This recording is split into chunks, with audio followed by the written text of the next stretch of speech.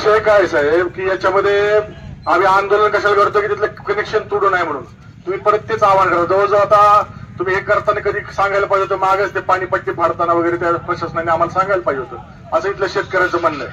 त्यांनी आता नियोजन केलं, प्रत्येक शेतकऱ्याचे 2-5 लाख रुपये तिथं इन्व्हेस्ट झाले, तर ह्याच्यामध्ये जवळजवळ आमच्या भागाचं 500 कोटीपेक्षा जास्त नुकसान होईल तुमच्या एका निर्णयामुळे.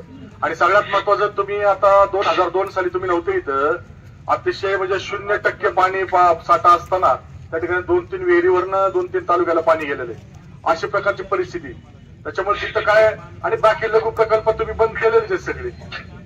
आता उपयुक्त पाणी साठा जोपर्यंत आहे त्यांना, तोपर्यंत त्यांना शेतकऱ्यांना द्यावं एवढीच अपेक्षा आहे. त्या अध्यक्ष म्हणून बोलते. एक मिनिट सर, नमस्कार. सुनील लोंढे बोलतोय. काय नाही सर, विषय असा होता, मी तेच तुम्हाला निवेदन देताना सुद्धा आपण चर्चा केली 10-12 प्रतिनिधीचे, आणि आम्हाला कर्जमाफी संदर्भात सुद्धा आता मार्च यांच्या आतमध्येच करायचं होतं. खऱ्या अर्थाने कर्जमाफी दिली नाही, लोकांनी कर्ज काढून शेतामध्ये गुंतवणूक केली. आज 2-5 लाख रुपये एका शेतकऱ्याचा खर्च त्या शेतामध्ये झालाय. आणि आता अशा वेळी जर तुम्ही लाईट कनेक्शन तोडून शेतकऱ्याचं नुकसान करणार असेल तर शेतकऱ्यांनी करायचं काय, अशा प्रकारचा प्रश्न या ठिकाणी आपल्या सगळ्यांपुढे निर्माण झालेला आहे. आंदोलनकर्ते शेतकरी यांना प्रशासनातर्फे कळवू इच्छितो की आपल्या तालुक्यामध्ये तालुका स्तरावरती पाणी टंचाई समिती असते, त्याचे अध्यक्ष उपविभागीय अधिकारी आहेत. या समितीची मागे बैठक झालेली आहे आणि त्या बैठकीमध्ये तालुक्यातील पाणी टंचाई हा शासनाचा पिण्यासाठी पाणी पुरवणं हा अग्रक्रम आहे.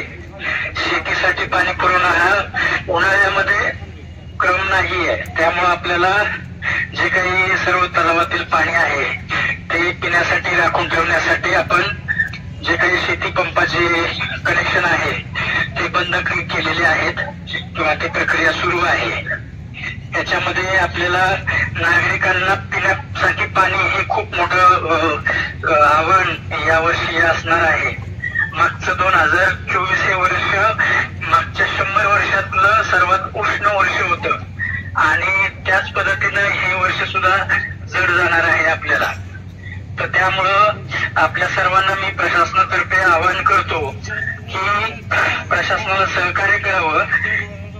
जे आम्ही पाणी हे आपल्यासाठीच, आपल्या तालुक्यातील जनतेसाठीच पाणी राखून ठेवत आहोत, याचे आपण सर्वांनी भान ठेवावं आणि प्रशासनाला सहकार्य करावं.